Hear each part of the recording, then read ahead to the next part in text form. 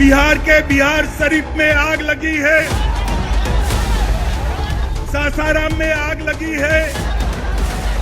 अमित शाह, अगर तुम्हारे कलेजे में दम है तुम बताओ ना, कौन वो लोग हैं जो मारे गए सासाराम में? ये दंगा करने वालों को उल्टा लटका कर सीधा करने का काम ये भारतीय जनता पार्टी करेगी। मोदी जी को पूर्ण बहुमत दीजिए, 40 में 40 सीटें, 25 में। ये राजनीति के कायर लोग आम लोगों को उन बात की भेंट चढ़ाकर के उनके लाश पर राजनीति करना चाहते हो।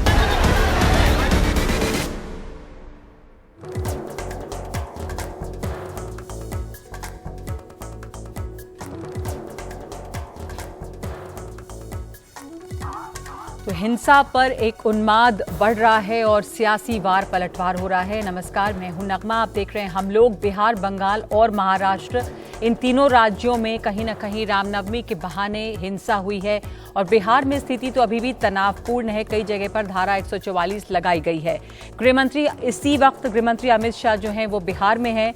बिहार के नालंदा, सासाराम में खास तौर पर हिंसा और आगजनी हुई है और शोभा यात्रा के अगले दिन ये हिंसा फैली, जिसमें 109 लोगों को अब तक गिरफ्तार किया गया है।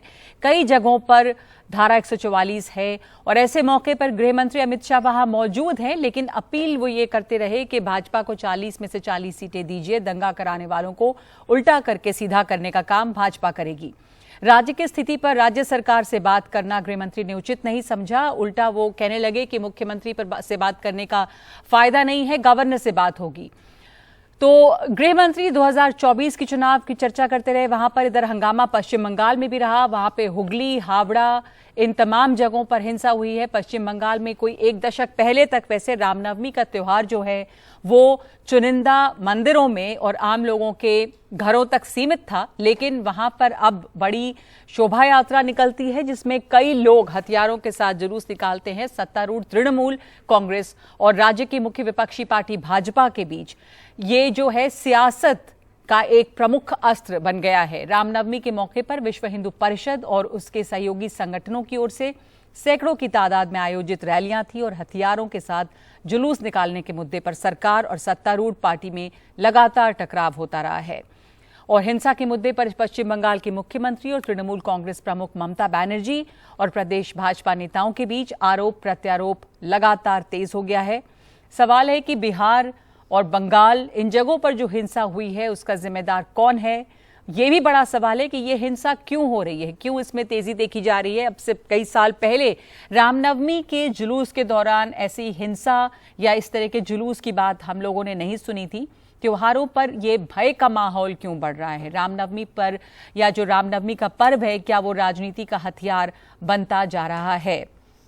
तो मेरे साथ यहाँ पर मौजूद हैं नवल किशोर जी, जो प्रवक्ता हैं आरजेडी के, गीता भट्ट हैं राजनीतिक विश्लेषक, रामकृपाल सिंह हैं जो वरिष्ठ पत्रकार हैं, अनिला सिंह प्रवक्ता बीजेपी, मानव जायसवाल प्रवक्ता टीएमसी, केडी पार्थ हैं जो न्यूज़ एडिटर हैं राजस्थान पत्रिका के।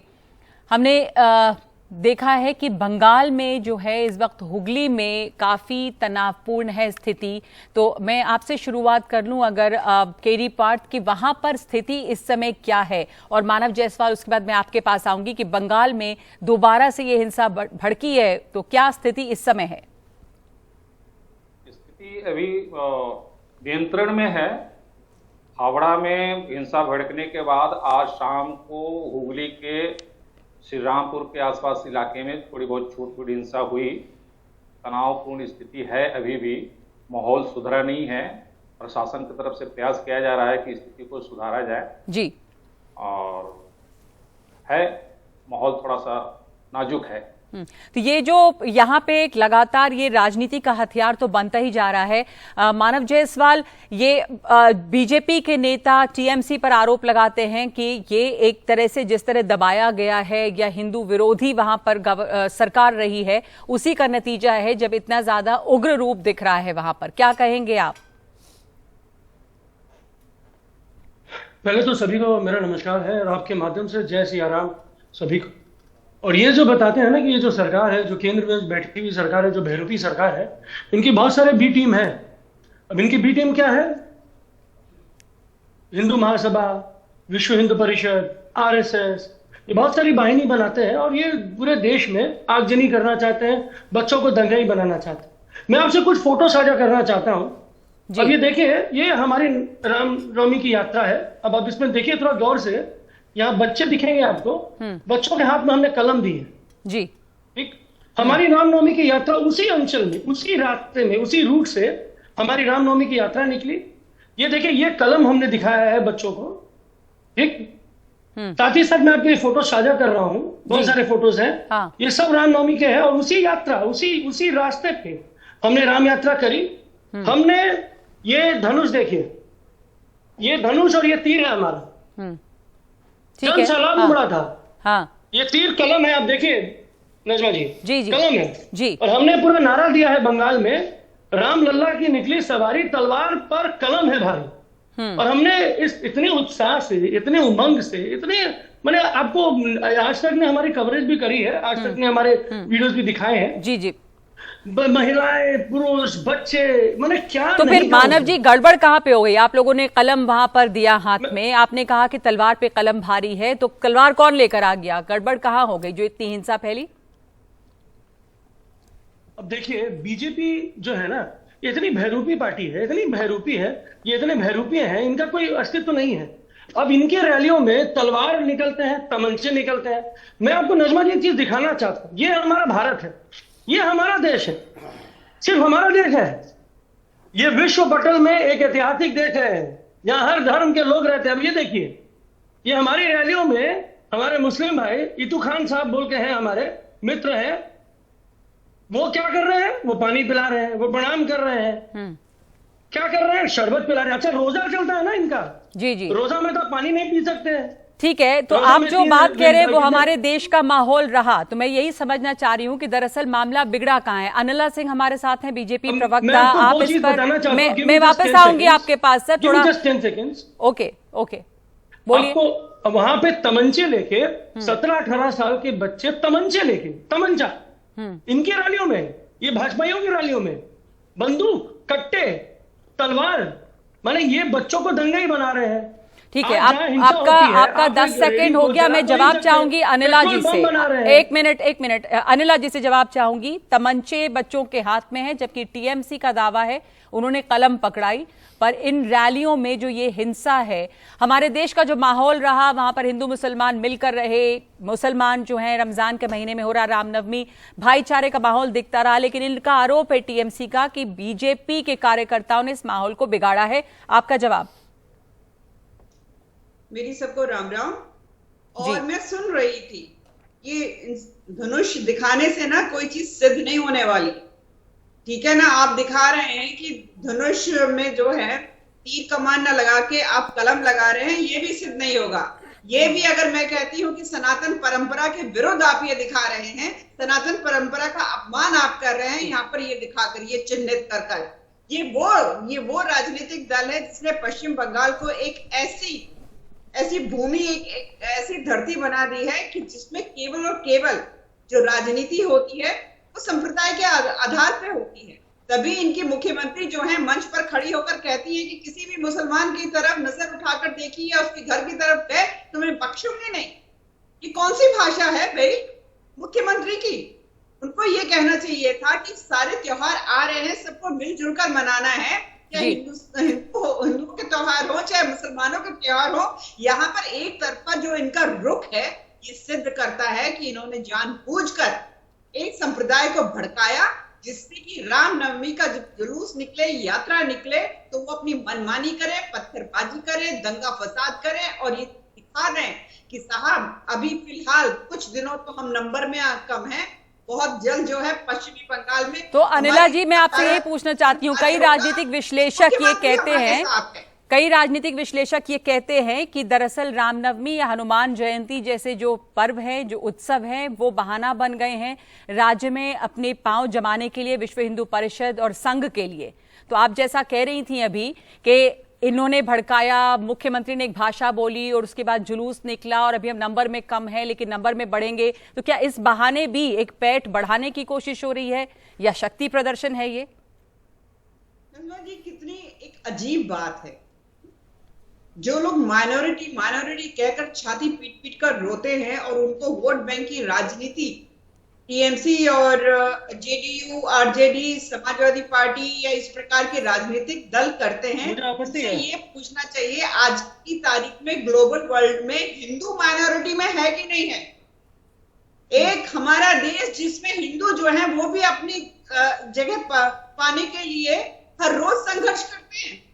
मैं आपसे पूछना चाहती हूँ कि किस तरह का संघर्ष हो रहा है हिंदुओं के लिए। गीता जी भी हमारे साथ जुड़ी हैं। गीता जी, मैं आपको एक विश्लेषक के तौर पे यहाँ पर आपसे समझना चाहूंगी, ये अनिला जी जो कह रही हैं, कोई समस्या दिखती है आपको कि भारत में हिंदुओं का अस्तित्व या बंगाल में ही खतरे में है और हिंदुओं को संघर्ष करना पड़ रहा है और इसलिए ये सब कुछ हो रहा है?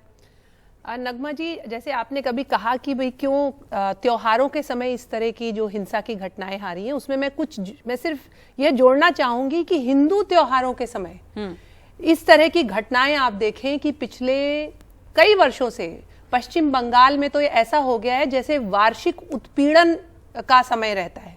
रामनवमी के समय हावड़ा में हर साल इस तरह की आपको घटनाएं देखने को मिलेंगी।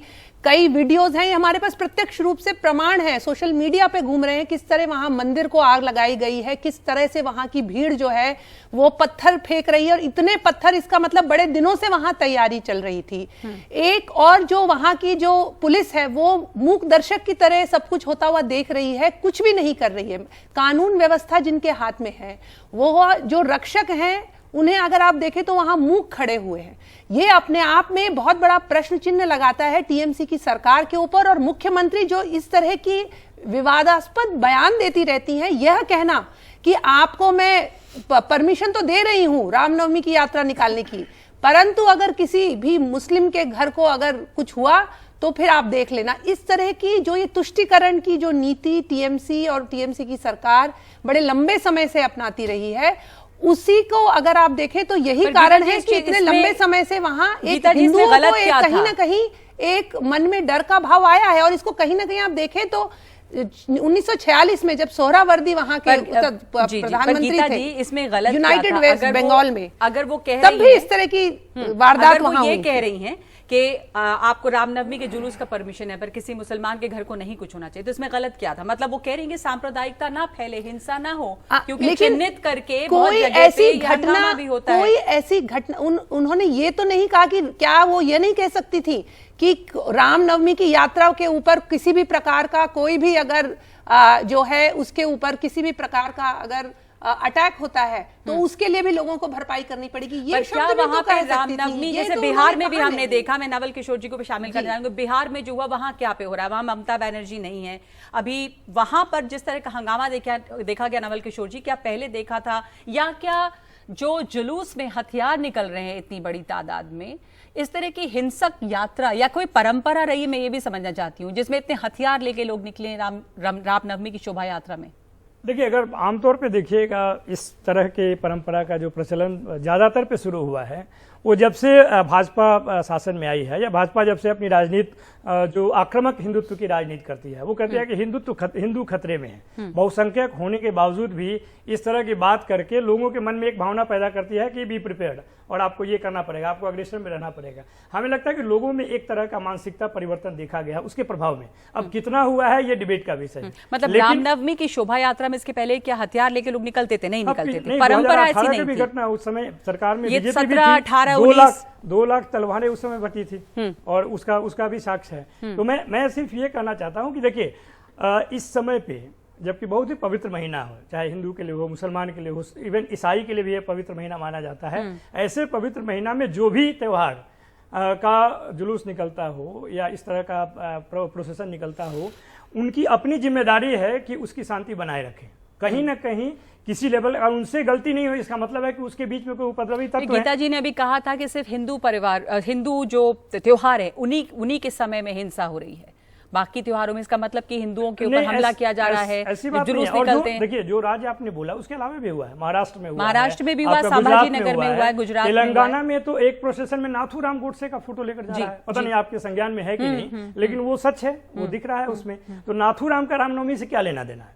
तो कहीं ना कहीं एक ऐसा कहीं ना कहीं एक ऐसा तत्व उसमें शामिल हो जा रहा है जिसकी मंशा रामनवमी सेलिब्रेट करने की नहीं है, कुछ और है। ये हो सकता है, उसकी पहचान पुलिस करने में हो सकता है। रामकृपाल जी, आप कैसे इसको एनालाइज करते हैं? नगमा जी, एक आपने जो टीएमसी के प्रवक्ता ने जब बात कही तो आपने उसमें पूछा था कि कलम तलवार पर भारी, आपने सवाल किया था कि तलवार कहां से आ गया। ये तो जब बना होगा और जो नारा लिखा गया होगा तब तो शांति थी ना जी।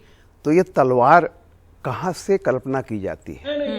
ये अभी नारा लिखा गया है, ये नारा अभी लिखा गया है। अच्छा, नारा उसके बाद किया है, ठीक है। जब राम नहीं, मैं आप ही के नारे, तो ये लोगों ने शुरू करे ना, आप ही के, ठीक है, सुन लीजिए। मैं रामकृपाल जी बिहार की भी बात पूछ रही हूँ आपसे, और ये भी जो नवल किशोर जी ने कहा, एक दिन पहले लिखा है या 2 दिन पहले, मेरा ये कहना है कि कलम तलवार पर भारी, ऐसे मौके पर, ऐसे जहां पर ये है, इसका इरादा क्या होता है? देखिए, ये कहीं न कहीं ये बात मानिए, जो अभी आप लोग एक बेसिक बात कर रहे थे। देखिए, मैं इसको बहुत पहले से देख रहा हूं।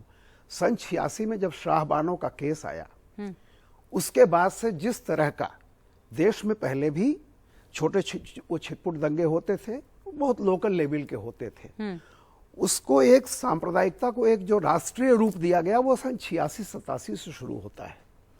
और मैं खुद गांव का रहने वाला हूं, मैंने देखा है कि मेरे गांव में जी, जहां चाहे हिंदू हो मुसलमान हो, सब राम राम जी कहते थे। हम अयोध्या के रहने वाले हैं, अयोध्या के पास के।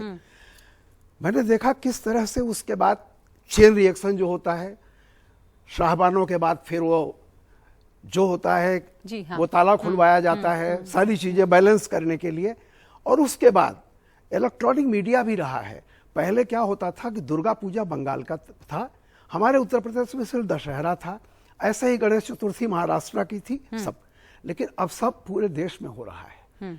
और तो रामनवमी का जो जुलूस है वो कुछ इलाकों में सीमित था, लेकिन उसको एक पैन इंडिया रूप दिया गया है और उसको एक उग्र रूप दिया गया है। अब हर धर्म, सिर्फ वही नहीं है, चाहे वो, मेरा कहना है कि किसी भी माइनॉरिटी का भी रिलीजन हो, मेजॉरिटी का रिलीजन हो, दोनों जगह से दिख रहा है, जिसको भी है, इसको कहीं न कहीं से एक सह मिलती है। पॉलिटिकल मास्टर्स जो बैठे हुए हैं, उनकी तरफ से एक इशारा होता है कि मैं किधर हूं।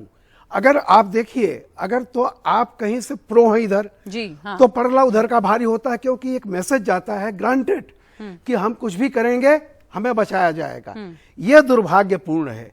और मैं एक ही बात कहता हूं, हिंदू भी मजे में है, मुसलमान भी मजे में, इंसान परेशान यहां भी है वहां भी। जो लोग सासाराम में एक लड़का मारा गया 18-19 साल का, उसका दादा उसकी माँ को जिस तरह बिलखते हुए मैंने देखा है, वो निश्चित तौर पर वो इस राजनीति में नहीं रहे होंगे। राजनीति, ये जो कुछ हो रहा है, ये वोट के चलते हो रहा है। और मैं पक्का बता रहा हूं, आप स्टेट देख लीजिए कहां कहां क्या है। मैं नहीं कह रहा हूं कि क्या है, लेकिन बंगाल में शुरू होता है, बंगाल में हर चीज पर ये कम्युनल राइट्स इस तरह से होते हैं। बिहार में हो रहा है, बिहार में सत्ता बदली है, बहुत सारी चीजें हुई हैं। और झारखंड में आप देख लीजिए, महाराष्ट्र में भी हुआ है, उत्तर प्रदेश में भी कहीं छिटपुट हो रहा है, बाकी जगहों पर। लेकिन देखिए पैमाना क्या है, पैमाना आप देखिए ना, ये नहीं होता कि यहाँ पर एक क्लैश हो गया, लेकिन जिस तरह से पूरा दंगा जिस तरह से जल रहे थे, मुझे तो ये वो याद आ रहा है शेर एक कि चिरागों के बदले मकान जल रहे हैं, नई रोशनी है, नया है जमाना। ये सन 86 के बाद का ये है जी। धीरे धीरे कैसे बदल गया। और आपने बहुत सही बात कही कि एक पैन इंडिया रूप उसको दे दिया गया है गीता जी, कि या तो आप इधर हैं या इधर हैं। जो पर ये ताज्जुब लगता है कि रामनवमी या दूसरे त्योहार हों, वो एक तरह से एक जरिया बन गए हैं राजनीति का भी, वोट के लिए भी, एक ध्रुवीकरण का भी। तो आप देखते हैं कि राम के नाम पर, राम के नाम पर यह त्योहार मन रहा है, तो उसमें हथियारों का क्या काम हो जाता है? क्यों इसको इजाजत दी गई है कि इस तरह के जुलूस निकले? ये तो परंपरा नहीं थी। जी, अगर कहीं इस प्रकार का कोई रोक है कि आप कोई भी जो जुलूस निकाल रहे हैं, तो जो वहाँ कानून व्यवस्था है, मैं समझती हूँ कि वो इस बात का ध्यान रखती होगी कि इस तरह के वहाँ हथियार ना निकाले जाए, और उसको रोकना जो है ये काम वहाँ की लोकल, जो वहाँ की स्थानीय पुलिस है उसका है। अगर लेकिन क्या उस जुलूस में अगर कोई ऐसे हथियार लेके जा रहा है और उसके बदले उसके ऊपर उस जो जुलूस जा रहा है उसके ऊपर रैली निकल रही है, अगर उसके ऊपर आक्रमण कर दिया जाए, उसके ऊपर पत्थरों से मारामारी कर दी जाए, मंदिरों को जला दिया जाए, क्या ये न्यायोचित है? बिहार में क्या कोई मंदिर जलाए गए थे? पर बिहार में क्या कोई मंदिर जलाए गए जहां दंगा हुआ? सासाराम में, हावड़ा में उसके बड़े वीडियो हैं जो हावड़ा में वहां जलाए गए हैं वहां पे। तो इस प्रकार से आप इसको न्यायोचित तो नहीं ठहरा सकते। आप बिल्कुल, आप जो है, आप मुझे बात कर लीजिए, आप मुझे काट लीजिएगा, आप मुझे काट लीजिएगा, लेकिन बात यह है कि ये जो न्याय व्यवस्था है ये वहां की सरकार की जिम्मेवारी है। अगर सरकार जुलूस की रक्षा नहीं कर सकती है तो उसकी मानव जायसवाल, ये सवाल वाजिब है कि अगर जुलूस हथियार लेकर निकलते हैं तो वहां पे लॉ एंड ऑर्डर का क्या रोल है? वहां पुलिस क्यों नहीं इसको कंट्रोल कर पाती है? तो ये तो सरकार का फेलियर है, चाहे वो बिहार में हो चाहे वो बंगाल में हो। और जो गीता जी बात कह रही थी, आप कह रहे हैं झूठ है, तो आप बता दीजिए उसमें क्या झूठ है? देखिए, सिलसिलेवार तरीके से मैं सभी को सुन रहा था। पहले तो ये एक स्वीपिंग रिमार्क देना बीजेपी के तथाकथित प्रवक्ताओं का एक नॉर्मल एजेंडा हो गया है। मंदिर जलाया गया, बोल दिए, बस हो गया। ये नहीं पता चलेगा कि भाई कितनी रेडियो को जलाया गया, किसने जलाया, कब राम यात्रा में वो जले, ये नहीं बोलेंगे आप, कोई बात। लेकिन हमने अमित शाह जी की एक बयानबाजी सुनी कि भाई हमको 40 के 40 सीटें दीजिए, मैं सब दंगइयों को क्या करूंगा। ये उनका, देखिए, ये नैरेटिव है बीजेपी का। ये तो are from the home ministry. वो कंडेम नहीं कर रहे हैं, वो इसको अपॉर्चुनिटी खोज रहे हैं। क्या बोलते हो, उनका एक तो नया नारा है, आपदा में सुविधा की, क्या क्या बोलते हैं, मैं बोल भी नहीं पा रहा हूं। जब मैं बात करता हूँ वोट बैंक पॉलिटिक्स की, तो भैया आज जब ये जो हिंदुओं के अत्याचार जो दिखा रहे हैं, ये जानते हैं कि पोलराइजेशन ऑफ वोट एक अलग सा नैरेटिव, क्योंकि इनकी जो मानसिकता है और इनकी जो नीति है ये हमेशा से अंग्रेजों वाली रही है, डिवाइड एंड रूल। ऐसा भड़काओ, हिंदू जागे, क्योंकि इनको पता है और ये शायद ऐसा समझ गए हैं कि हिंदू इतना डरपोक है, जब तक मरेगा नहीं तब तक एक दिखेगा नहीं, ये मारना चाहते हैं हम हिंदुओं को, ये इनका नॉर्मल नैरेटिव है। तीसरी बात जब हम आते हैं, अब आप देखिए, मेरे को 10-15 सेकंड और दीजिए। अब नैरेटिव क्या है, देखिए बंगाल में ये हार चुके हैं, इनको पता है कि इनको सीट्स यहाँ चाहिए, क्योंकि इनके ओवरऑल रीजनल पॉलिटिक्स में रीजनल पार्टियों की तरफ ये तानाशाह होने वाले हैं, माने धनाशाही हो जाएंगे। महाराष्ट्र में इनको पता है कि भाई एक सेक्शन पूरा का पूरा इनके अगेंस्ट हो गया है, तो पोलराइजेशन करो, इसी बहाने हमको वोट मिले, क्योंकि इनके पास डेवलपमेंट एजेंडा जीरो है। हर पैमाने में अदानी से लेके जमीनी स्तर तक ये सब जगह जीरो है। करप्शन का भरमार है इनके पास, करप्ट लोग हैं, पैसे खर्चा कर रहे हैं, किसके लिए? तलवारबाजी के लिए। मैं पूरे सनातनियों से पूछना चाहता हूं, मुझे अनिला जी ने बहुत अच्छी बात बोली कि सनातनियों का अपमान हुआ। मैं पूछना चाहता हूं, मैं हिंदू हूं, मैं सनातनी भी हूं, इसी लफ्ज से मैं अपने बच्चे को कलम पकड़वाना चाहता हूं, मैं रामचरितमानस पढ़वाना चाहता हूं, तो कौन से तलवार से पढ़ाइएगा? हाथ में तलवार 14 साल 15 साल के बच्चों के हाथ में तलवारबाजी करके अब रास्ते पर सड़क पे उतरना है, कौन मां बाप? आपने कहा था कि आपने कहा था, गीता जी ने जब कहा कि मंदिर जलाए गए, आपने कहा झूठ है, तो आप कह रहे हैं कि वहां मंदिर नहीं जलाए गए, ये कह रहे हैं आप मानव जी? कोई मंदिर नहीं जलाई गई, कोई मंदिर नहीं जला गया, ठीक है। और आपने जो एक सेकंड रुकिए, एक सेकंड रुक जाइएगा, एक सेकंड, एक करके बात कर लें, ठीक है। सोशल मीडिया पे है, तो ये भी है कि सोशल मीडिया पर जो वीडियो है उसका फैक्ट चेक करना जरूरी है कि वो वीडियो सही है या वीडियो वो जो है वो नहीं सही है। पर अनिला जी, एक बात जो यहाँ पर उठाई थी अभी मानव जी ने, मैं आपसे पूछना चाहूंगी कि गृह मंत्री, मैंने शुरुआत में भी ये बात कही क्योंकि ताज्जुब होता है कि देश के गृह मंत्री अमित शाह बिहार में इसी दौरान रहे हैं जब वहां पर इतना दंगा हो रहा है और धारा 144 लगी है, पर उसको कंडेम करने की बजाय जब वो ये बयान देते हैं कि आप मुझे 40 में 40 सीट दीजिए तो फिर जो दंगा करने वाले हैं उनको हम सबक सिखाएंगे, और मुख्यमंत्री से बात नहीं करते हैं कि और गवर्नर से सीधे बात करने जाते हैं, तो गृह मंत्री वहां पर कैंपेन करते सिर्फ नजर आ रहे, वोट मांगते देश के गृह मंत्री जैसे जो बयान देना चाहता है। क्या आपको लग रहा है कि वैसा उन्होंने वहां पर कहा? कुछ बिल्कुल सही कहा जो कहा। उत्तर प्रदेश से मैं आती हूँ रखना चाहिए, उत्तर प्रदेश में भी दंगा करने की कोशिश की गई थी, 2 मिनट के अंदर सारी चीजें कंट्रोल हो गई।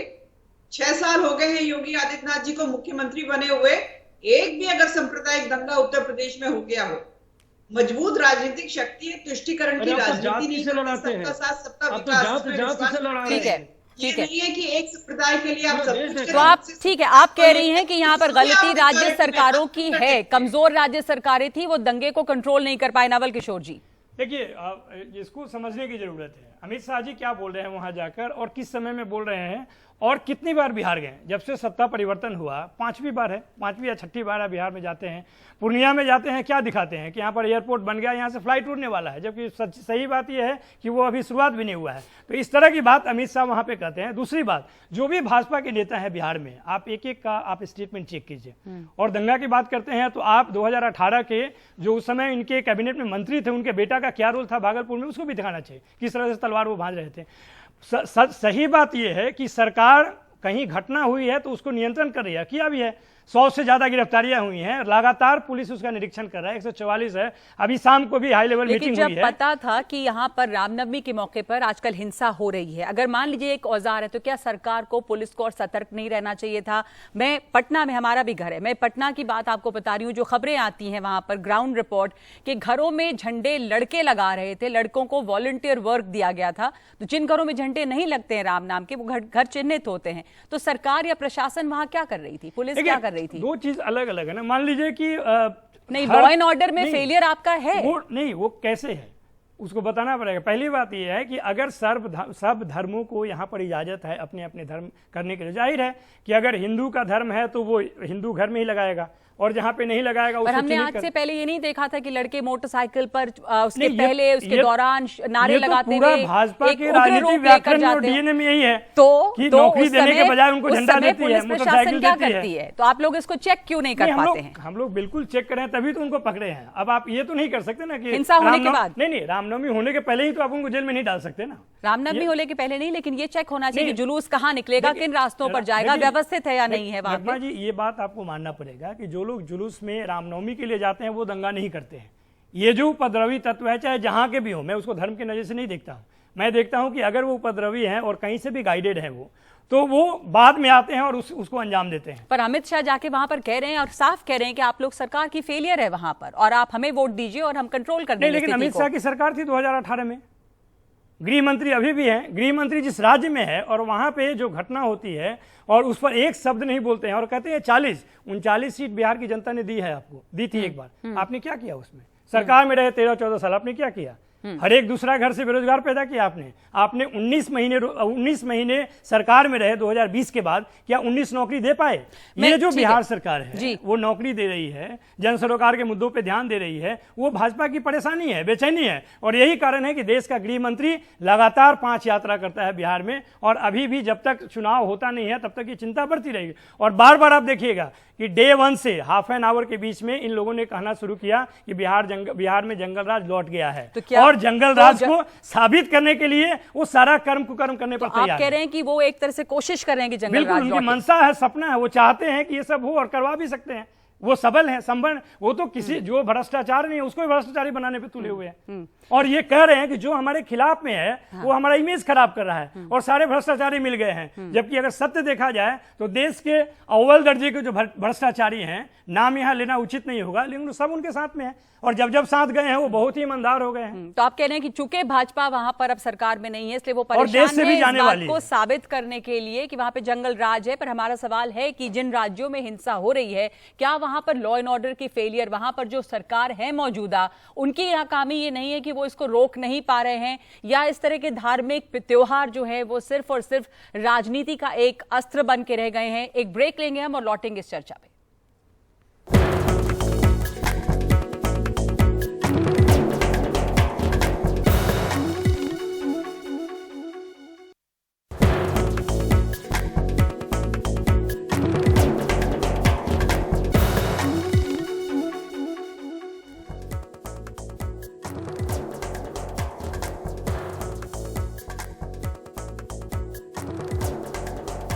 तो हम लोग चर्चा कर रहे हैं कि रामनवमी के मौके पर बिहार हो या बंगाल या महाराष्ट्र भी और भी जगहों में छिटपुट हिंसा हुई है। हिंसा क्यों हो रही है?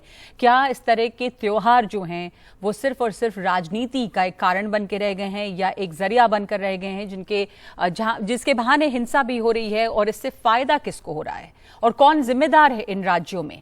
तो हम यहाँ पर नवल किशोर जी से पूछ रहे थे कि क्या ये लॉ एंड ऑर्डर का फेलियर नहीं है। वही बात मैं आपसे पूछना चाहूंगी मानव जायसवाल कि बंगाल में ये माहौल अगर है, और वहां बंगाल में तो पहली बार नहीं हुआ, ये साल दर साल अब हो रहा है, 2018 में भी हुआ, आसनसोल में हमने देखा कितनी हिंसा हुई, तो उसके बावजूद यहाँ पर हिंसा हो पाती है।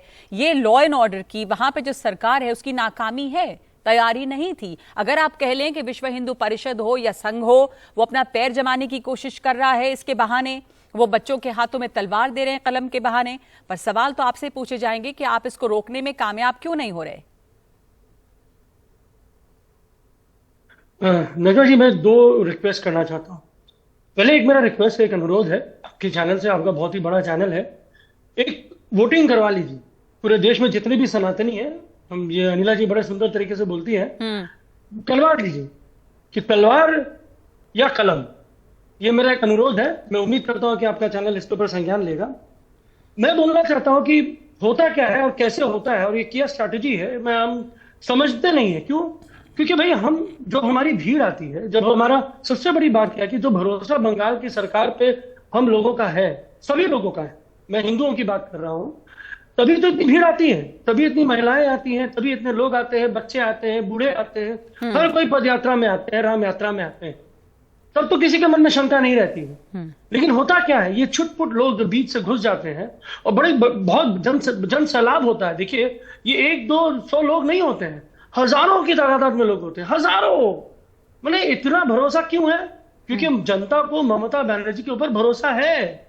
लेकिन ये जो कुछ एक भाजपाई वाले जो गुंडे हैं, जो बहरूपी है, जो पर इनको आप अलग अलग कर कैसे सकते हैं? कुछ लोग जो पहले भाजपा में थे वो अब टीएमसी में है, टीएमसी के लोग थे वो भाजपा में है, तो ये तो पॉलिटिकल पार्टीज में यहाँ वहां लोग जाते रहते हैं। नजमा जी सुनिए, वो भारतीय लोग नहीं है। जो भाजपा के जो गुंडे हैं वो क्रिमिनल हैं, वो टेररिस्ट ये मेरे सवाल का जवाब नहीं है। सेल सिर्फ और सिर्फ अगर आप आरोप लगाएंगे तो इसका कोई जवाब नहीं है। आप लोग इसको रोकने में नाकाम क्यों रहे? मैं सवाल ये पूछ रही थी, और जाहिर है कि वो अगर ऑपोजिशन में है तो वो ये करेंगे। मैं 1 मिनट केडी पार्थ के पास भी जाना चाहूंगी, जिन्होंने अभी केडी पार्थ के पास जाना चाहूंगी कि आप इस सिचुएशन को बतौर एक पत्रकार कैसे एनालाइज करते हैं? बंगाल में ये हो रहा है, बंगाल में कहा जाता है कि ममता बनर्जी जो हैं वो तुष्टीकरण की राजनीति कर रही हैं, और इसलिए अब ये उग्र राजनीति आप देख रहे हैं दूसरी तरफ से। केडी पार्थ, देखिए, जब भी हम लोग बंगाल में जब भी कोई भी त्योहार होता है या बड़ा मौका होता है तो पुलिस की तरफ से एक सूचना जारी होती है कि कौन से सेंसिटिव इलाके हैं। बहुत संवेदनशील इलाके, अति संवेदनशील इलाकों को चिन्हित किया जाता है जी। तो रामनवमी के मौके पर स्वाभाविक है कि पुलिस प्रशासन ने इस तरह का कोई कार्रवाई या इस तरह की कोई सूची जारी की होगी, और ये पहली घटना नहीं है कि हावड़ा में इस तरह की हिंसा है, इससे पहले भी हो चुकी है। तो ये एक सीधा सीधा सवाल तो प्रशासन को उठता है कि प्रशासन या तो पहले से गंभीर नहीं था, या जितना उचित कार्रवाई करनी चाहिए या जितनी उचित तैयारी करनी चाहिए थी वो नहीं कर पाया, जिसका नतीजा है कि ये हुआ। मुख्यमंत्री भी अपने बातों में कह चुकी हैं कि जो जुलूस का रूट था अचानक समय में बदल दिया गया, तो पुलिस वहां पर जब यदि भारी संख्या में पुलिस होती तो उस रूट को बदलने नहीं देती, जिसका नतीजा ये आज जो हम लोगों को देखना पड़ रहा है। और दूसरी बात ये मैं कहना चाहता हूं कि घटना तो घट चुकी, और जब हम लोग स्पॉट पर भी गए तो वहां के जो प्रभावित लोग हैं वो सिर्फ अमन, चैन और शांति चाहते हैं। उनको हिंदू और मुस्लिम के नाम पर लड़ाई नहीं चाहिए। हाँ। वो नहीं चाहते हैं कि हिंदू मुस्लिम के, क्योंकि वहां हिंदू भी उसी भाषा की बात करता है और शांति की बात करता है जो मुस्लिम लोग हैं। ठीक है, आपने तो अमन जी आपने अभी कहा ना कि यहाँ पर तैयारी काफी नहीं थी, पर मैं ये पूछना चाहूंगी कि इससे फायदा किसको हो रहा है? हम लोग तो ये चाहते नहीं है। यहाँ पर जो बंगाल में मान लीजिए राजनीतिक दृष्टिकोण से देखिए अभी पहले पश्चिम बंगाल को लोग ये कहते थे कि सबसे ज्यादा ये मतलब कि पीसफुल राज्य है, सांप्रदायिक सद्भावना है इस राज्य में बहुत ज्यादा है, लेकिन पिछले कुछ सालों से पीसफुल तो नहीं रहा सर। लेफ्ट के दौरान भी हिंसा बहुत हुई वहां पे। नहीं, आप देखेंगे कि बहुत लेफ्ट के समय में ज्योति बसु जब थे तो पूरे देश जल रहा था, उस समय बंगाल बहुत शांत था। अच्छा, तो ऐसे कई उदाहरण हैं। ठीक है। तो एक पिछले कुछ चुनावी घटनाओं के हिंसा बाद बंगाल में पुरानी है, जो होती रही है। इस समय अनिला जी, मैं आपकी प्रतिक्रिया चाहूंगी, उसके बाद हम त्योहारों के नाम पे नहीं होती होगी, लेकिन वहां पर उस तरह स्वरूप जो है उसका काफी बदला है। और दूसरी तरफ से ये आरोप लगता रहा है कि वहां पे दबाया गया एक मेजॉरिटी कम्युनिटी को, और इसलिए ये रूप दिख रहा है। पर अभी जो बंगाल में हो रहा है, तो अनिला जी आपसे मैं एक प्रतिक्रिया, उसके बाद ब्रेक लूंगी, कि क्या इससे फायदा किसको होता दिख रहा है? सरकार में ममता बनर्जी टीएमसी की सरकार है, तो जाहिर है कि वो तो नहीं चाहेंगे हिंसा हो। ये बहुत सारे विश्लेषक कह रहे हैं कि इससे वीएचपी संघ ये अपनी पेट बढ़ा रहे हैं इस तरह के जुलूसों से, ये जो बड़ी बड़ी यात्रा निकल रही है। जी, दो बातें कहूंगी। सबसे पहले जो प्रश्न आपने किया उसका उत्तर मैं दे देती हूँ। इसका फायदा, भरपूर फायदा ममता बनर्जी की पार्टी, उनकी सरकार को होगा, क्योंकि साफ शब्दों में उन्होंने कहा है कि मुसलमानों की तरफ कोई नजर उठाकर नहीं देख ले। वो अपनी वोट को कंसोलिडेट कर रही हैं कि मुस्लिम वोट जो है आगे जाके बटे नहीं, केवल और केवल टीएमसी को दे। तो ये स्पष्ट मंशा है कि वो मुस्लिम वोट को कंसोलिडेट कर रही हैं अपने भाषणों में। दूसरी बात यहाँ पर है, मैं लगातार सुन रही हूँ टीएमसी के प्रवक्ता भाई को कि बार बार वो कलम दिखा रहे हैं, कलम दिखा रहे हैं, कलम दिखा रहे हैं। चर्चा में भी आपने भी कहा कि भाई ये हथियार कैसे आ सकते हैं? रामनवमी का जुलूस होता है या भगवान श्री हनुमान जी का जुलूस निकलता है हनुमान जयंती पर, तो हथियार का क्या मतलब है? सबसे पहली बात तो ये है, आप हमारे कोई भी देवी देवता कोई मूर्ति देख लीजिए, तस्वीर देख लीजिए, हर एक के हाथ में आपको हथियार दिखाई देंगे, अस्त्र शस्त्र दिखाई देंगे। ये हमारी परंपरा, ये हमारी संस्कृति है। और हमने एक बार भी नहीं कहा कि मुहर्रम के जब जुलूस निकलते हैं, ताजिए के जब जुलूस निकलते हैं, तब वहां हथियार होते हैं। आप देवी देवताओं को अपने गुंडों से तुलना कर रही हैं। मेरी देवी देवताओं का आप माफी मांगिए, आप माफी मांगिए। नहीं, माफी मांगिए। ना, मैं नहीं मानूंगा। अनिला जी, आपकी बात पर उनको आपत्ति है। देवी देवताओं का अपमान नहीं कर सकते। आप देवी देवता का अपमान कर रहे हैं। आप देवी देवताओं का अपमान नहीं कर सकते। नहीं, मैं अलाउ नहीं करूंगा। मैं हिंदू हूँ, मैं सनातनी हूँ, मैं अपने देवी देवताओं का अपमान नहीं कर सकता ना। आपको माफी मांगनी होगी। आप गुंडे लोगों के साथ हमारे देवी देवताओं का तुलना कर रहे हैं। हमारे ये जो हमारे अनिला जी, उनका कहना है कि आप ही के सिर्फ देवी देवता नहीं है, वो आप अपमान कर रहे हैं देवी देवता का। एक एक करके जवाब देने दीजिए उनको। आप जवाब तो देने दीजिए। अनिला जी, आपका क्या जवाब है इसके ऊपर? आपने She has to apologize. All right. Give her a chance. एक मिनट मानव जी, वक्त दीजिएगा। अनिला, आपको लगता है आपने गलती की है? आपके जो बयान था वो सही नहीं है? नहीं, मैंने क्या गलती? मैं अपने देवी देवताओं का अपमान नहीं कर सकता। मेरे सनातनी भाइयों बहन का अपमान किया आपने। आपको हथियार शस्त्र दिखाई देगा, नहीं है तो जाकर चेक करिए। नहीं, आप बोलना चाहते हैं कि आपके गुंडे लोग जो है वो देवी देवता है? नहीं, वो ये नहीं कह रही है मानव जायसवाल। वो कह रही है कि देवी देवताओं के हाथ में शस्त्र रहे हैं और इसलिए परंपरा रही है कि जब जुलूस निकलता है त्योहारों में तो हथियार रहते हैं। No, she has an intent and she has completely said that कि भाई कंपेयर किया उन्होंने। ठीक है, इस बहस का ये बहस कहीं नहीं जाने वाली, ना इसका कोई मतलब निकलने वाला है कि देवी देवता के हाथ में हथियार थे या नहीं थे। अभी मौजूदा स्थिति में इसका फायदा किसको हो रहा है? जिम्मेदार कौन है इस हिंसा के लिए? रोकना किसे चाहिए? क्यों हो रही है ये हिंसा? आपने कहा बीजेपी। एक ब्रेक ले लेती हूं, वापस आऊंगी उसके बाद।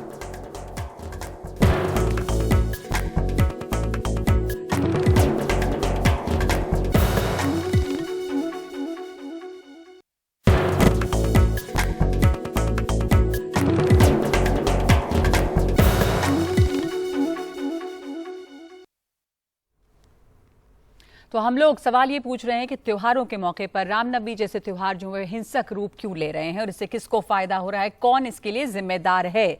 तो यहाँ पे हमारे साथ हमने चर्चा की इस पर पहले, और अभी मैं गीता भट्ट, नवल किशोर और रामकृपाल जी के पास आना चाहूंगी कि बिहार में जो हो रहा है उसके लिए भी ये सवाल पूछा जाएगा कि वहां पर जो इस तरह की हिंसा हुई और जो गृहमंत्री वहां पे मौजूद थे लेकिन उन्होंने इसके ऊपर कोई टिप्पणी नहीं की बल्कि वहां पे राजनीति की। रामकृपाल जी, एक पत्रकार के तौर पे आपको ये अजीब लगा कि एक गृह मंत्री आप देश के हैं तो वहां जाकर क्या कहना चाहिए था अभी इस मौके पर? निश्चित तौर पर देखिए, गृह मंत्री हैं तो पूरे देश के गृह मंत्री हैं, लेकिन देखिए राजनीति क्या होती है। अगर मान लीजिए नीतीश कुमार जी का आपने शायद कोट नहीं सुना हो, नीतीश कुमार जी से उन्होंने पूछा था किसी ने इनके पहले जाने के पहले कि वो सासाराम की उनकी यात्रा उन्होंने कैंसिल कर दी है, तो नीतीश कुमार ने कहा वो आ क्यों रहे थे और कैंसिल क्यों कर रहे हैं मुझे कुछ पता नहीं है। तो देखिए, ये कटुता, राजनीतिक कटुता अपनी जगह है, लेकिन बेसिकली सवाल रंगबा जी ये है कि law and order state subject है जी। स्टेट का जो भी स्टेट की अपनी उनकी ताकत है, शक्ति है, उसमें कोई गृह मंत्री भी इंटरफियर नहीं कर सकता। उसके तरीके होते हैं जाने का, जाए अलग बात है, but basically law and order जो स्टेट सब्जेक्ट है। और जिस तरह से ये बाकी घटना के बाद जिस तरह से बातें बताई जाती हैं पक्ष और विपक्ष दोनों की तरफ से, यानी कि ये बयान दिया जाता है कि फलाना थे इसलिए हुआ, ऐसा लगता है कि आपको सब मालूम था तो आपने इसको रोक क्यों नहीं सके। आप इंतजार कर रहे थे। अगर भाजपा के लोग हैं मान लीजिए तो उनको जेल में डालना चाहिए था। तो अगर वो गुंडे एलिमेंट किशोर जी ने पहले भी कहा था कि चूंकि वो अब सत्ता में नहीं है और इसलिए वो वहां पर अपनी ये मौजूदगी दिखाना चाह रहे हैं। आपने कहा कटुता दोनों के बीच में, तो आप मान रहे हैं कि जो हिंसा इस समय हुई है इन दोनों की कटुता का नतीजा एक तरह से है? मैं फिर आपसे कह रहा हूँ कि बिल्कुल वही है। देखिए, ये तो मान लीजिए कि पोलराइजेशन कुछ हद तक समाज में आज से नहीं बहुत पहले से है। हाँ, बिल्कुल, बिल्कुल। ये ऐसा ही है कि कहीं कुछ आपको लगता है कि हाँ सूखे पत्ते हैं, आप तीली वहां फेंक दीजिए जी, वही तीली आप पानी में फेंकेंगे तो बुझ जाएगी, लेकिन अगर वही सूखे पत्तों में आप तीली फेंक देंगे तो आग लग जाएगी। सवाल इस बात का है कि जो लोग नेतृत्व कर रहे हैं वो कम से कम इस बात को स्वीकारें कि हाँ ये प्रशासनिक जिम्मेदारी मेरी है, वो चाहे बीजेपी की सरकार हो, चाहे नीतीश की सरकार हो, किसी की भी सरकार हो, लॉ एंड ऑर्डर आपका सब्जेक्ट है। जी कमल जी, देखिए, दो तीन चीज बहुत महत्वपूर्ण है और समझने लायक भी है ऐसे परिस्थिति में। खासकर आपने अमित शाह का बार बार नाम हम लोग इसलिए ले रहे हैं कि चूंकि वहां पे मौजूद हैं वो, और जो भी बोलते हैं उसका एक मायने रखता है। पहली बात जो उन्होंने बोली कि 40 का 40 सीट दो, हम उनको उल्टा लटका देंगे। वो तो ऐसे प्रदेश से आते हैं जहां पर दंगों के इतिहास में सबसे क्रूर दंगा उनका स्टेट ने देखा है, क्या उनको उल्टा लटकाया वहां पे? दूसरी बात, तेलंगाना में भी जो लोग पकड़े गए हैं या अभी FIR हुआ है हेट स्पीच के लिए, वो तो उन्हीं के लोग थे। हजारीबाग में उनके कैबिनेट के मंत्री जो भीड़ हिंसा के आरोप में गया था, बरी हुआ तो उसे माला पहना रहे थे। पिछले बार 2018 में उनके कैबिनेट के मंत्री के बेटा को जब पकड़ने जा रही थी नीतीश की सरकार, उनके साथ ही थी नीतीश कुमार की, तब वो चैलेंज कर रहे थे उनके पिताजी जो मंत्री थे कि हिम्मत है तो पकड़ के दिखाओ। तो ये जो सत्ता का अहंकार है वो भाजपा में भरी हुई है, और वो इस समय अमित शाह जी ने भी दिखाया है। जब आपने सही बोला कि लॉ एंड ऑर्डर जो है स्टेट सब्जेक्ट है, उन्होंने स्टेट के मुख्यमंत्री को बाईपास करके गवर्नर से बात की और उन्होंने कुछ व्यवस्था की है। व्यवस्था करने का उनका अधिकार है, क्योंकि गृह मंत्री हैं तो कहीं भी बिना पूछे हुए भी वो जा सकते हैं, उसमें कोई दो राय नहीं है। लेकिन आपने एक स्टेट के इलेक्टेड जो चीफ मिनिस्टर है उसको बाईपास किया कि नहीं? जी गीता जी, स्टेट की इलेक्टेड चीफ मिनिस्टर को बाईपास करना ये समय किस तरह का संदेश, एक फूट का संदेश एक गृह मंत्री की तरह क्या ये करना चाहिए था?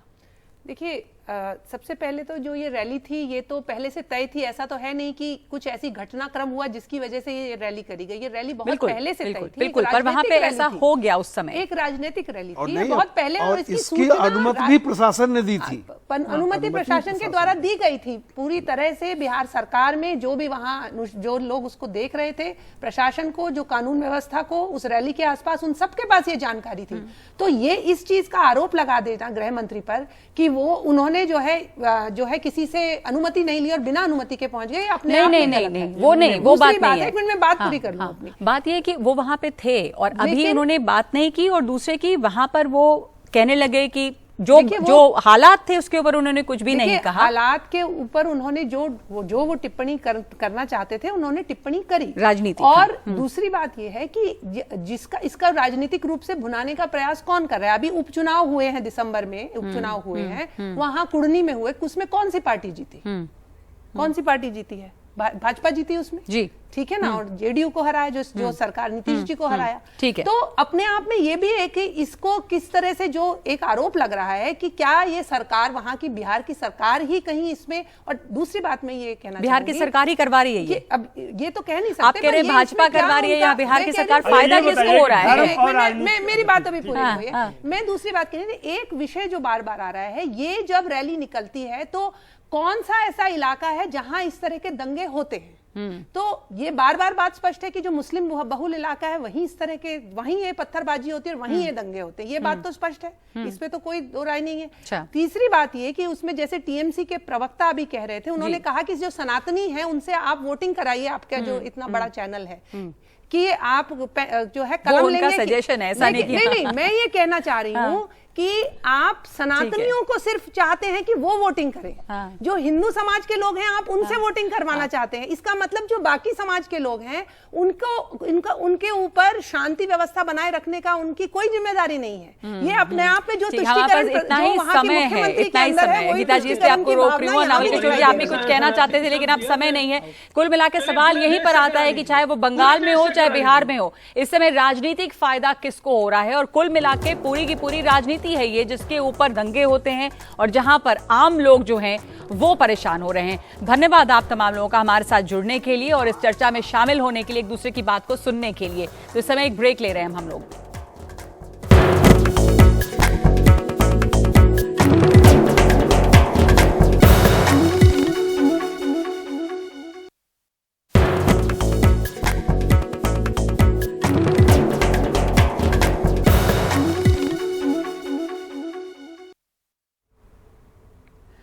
तो त्योहारों के नाम पर जो हिंसा फैली हुई है उसमें न सिर्फ पश्चिम बंगाल बल्कि बिहार और कुछ हद तक महाराष्ट्र और दूसरे राज्यों में भी हिंसा हुई है। खास करके पश्चिम बंगाल के हुगली में जो हिंसा और आगजनी हुई है रामनवमी की शोभा यात्रा के दौरान, उससे एक बार फिर वहां पर जो टीएमसी सरकार है उस पर आरोप लग रहे हैं कि वो तुष्टीकरण की राजनीति करती है। लेकिन बिहार में भी स्थिति जो है वो गंभीर है और लॉ एंड ऑर्डर प्रशासन पर सवाल उठ रहे हैं कि वो इसे रोक क्यों नहीं पाए। तो हम लोग में आज इतना ही। नमस्कार।